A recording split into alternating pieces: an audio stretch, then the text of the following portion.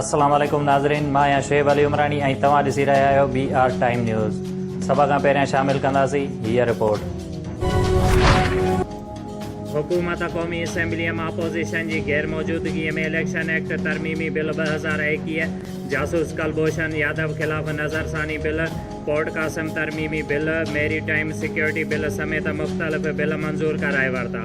Opposition जो बिलनि जी मंज़ूरीअ ख़िलाफ़ सख़्त एहतजाज, हुकूमत ते कुलभूषण खे नारो ॾियण जो इल्ज़ाम। अपोज़िशन क़ौमी असम्बलीअ जे डिप्टी स्पीकर कासिम सोरीअ ख़िलाफ़ बेतमादी रिथ जमा कराए छॾी। बिलावल भुट्टो ज़रदारी चयो त हुकूमत खे बिल पढ़ण जो बि वक़्तु न ॾिनो वियो। कुलभूषण खे नारो PMDC ऐं नेपरा बिल बि ज़बरदस्ती मंज़ूर कराया विया। इलेक्शन में धांधलीअ वारो बिल बि ज़बरदस्ती मंज़ूर करायो वियो।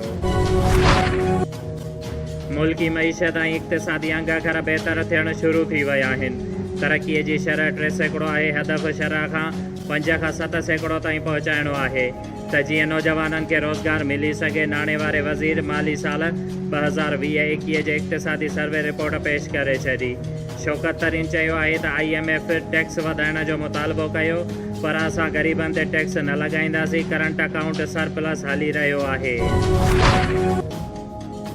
नए माली साल जी वफ़ाक़ी बजट सुभाणे क़ौमी असम्बलीअ में पेश कई वेंदी। नाणे वारो वफ़ाक़ी वज़ीर शौकत तरीन बजट पेश कंदो। क़ौमी असम्बलीअ में बजट दौरान हुकूमत खे टफ टाइम ॾियण लाइ अपोज़िशन लीडर सरगर्म। शहबाज़ शरीफ़ जा मुख़ालिफ़ धुर जे अॻुवाणनि सां राबता। बजट खां अॻु मुख़ालिफ़ धुर जो इजलास सदाए बजट बाबति गॾियल हिकमत अमली जोड़ण जी तजवीज़ ॾेई छॾी। JUI national party BNP mangle दावत क़बूल करे वरिती।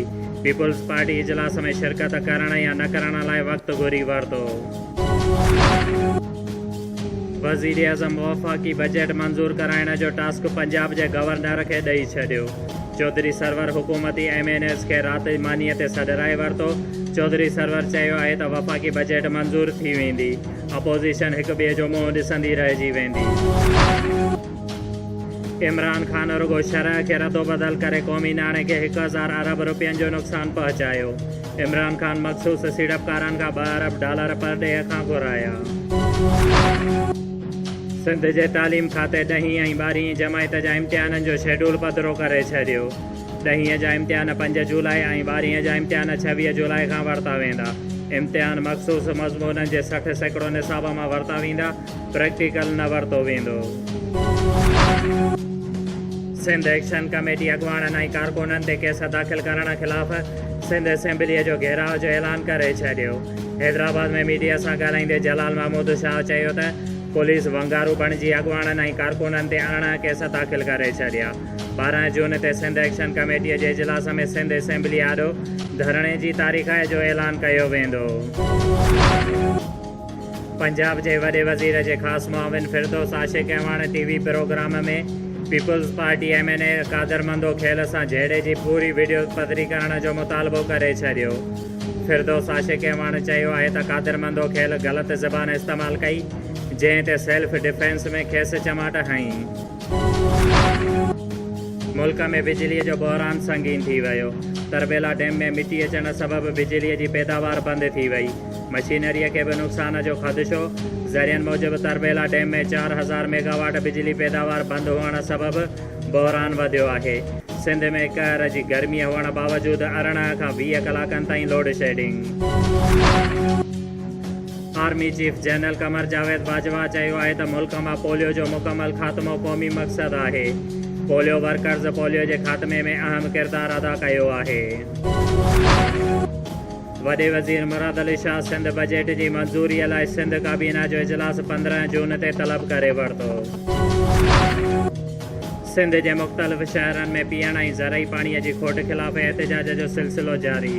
तलहार, टंडो बागो, खिबरो, बाडा समेत ॿियनि शहरनि में एहतजाजी मुज़ाहिरा। एरीगेशन वर्कर्स यूनियन नुसरत डिवीज़न नवाबशाह ऐं दाद डिवीज़न नवाबशाह जे मुलाज़िमनि पारां नंढनि मुलाज़िमनि खे सन कोटा न मिलण ख़िलाफ़ हाजी शुएब बिल्डर, मोहम्मद उस्मान ॾाहिरी, अली बख्श ॾाहिरी, फ़कीर गद्दा हुसैन, राणो ख़ान, इमाम बख्श सियाल, नुसरतुल्लाह मुज़फ़र बिल्लो, मौला बख्श अहमद ख़ान चांडियो ऐं ॿियनि जी अॻुवाणीअ में नवाब शाह प्रेस क्लब ॿाहिरां एहतिजाजी मुज़ाहिरो कंदे मुतालबो कयो त सनकोटा असांजो जाइज़ हक़ आहे। असां नंढनि मुलाज़िमनि खे सनकोटा जो हक़ ॾिनो वञे।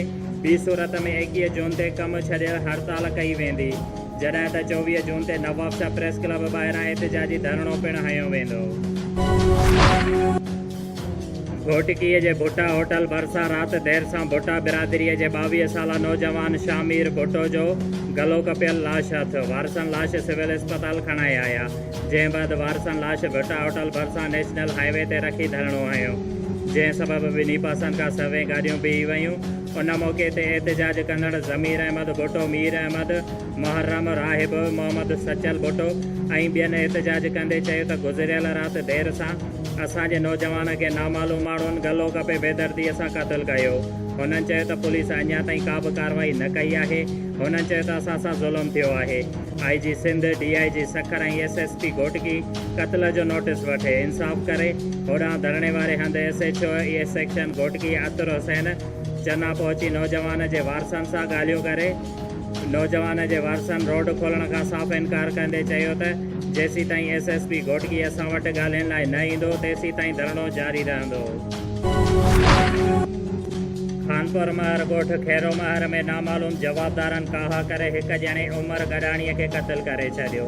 हथियारबंदनि हमलो करे किलाशनकोफ जा बस्त हणी 45 साला उमिरि खे क़तलु करण बैदि फरार थी विया। इतला बावजूदि आदलपुर पुलिस 3 कलाकनि गुज़रण बावजूदि वाक़े वारे हंधि न पहुती। मक़तूल जो लाश वाक़े वारे हंधि पियल, वाक़े जो कारण मालूम न थी सघियो। बिरिया रोड स्टेशन रोड जिते कमर्शियल बैंक अल हबीब, यू बैंक ऐं हबीब बैंक ऐं कारोबारी इलाइक़ो जिते टाउन कमेटीअ जी नाक़स कारकर्दगीअ जे करे सफ़ाई न आहे। नालियुनि जो पाणी उथली रोडनि ते अची बीठो आहे। अहिड़ी तरह सां शहर अंदरि सफ़ाईअ जो बेड़ो ॿुॾल आहे। सैनिटरी इंस्पेक्टर खे सियासी पार्टीअ जो आशीर्वाद हासिलु आहे। शोएब अली उमराणीअ खे ॾींदा इजाज़त। वधीक ख़बरुनि ऐं अपडेट्स लाइ ॾिसंदा रहो BR टाइम न्यूज़।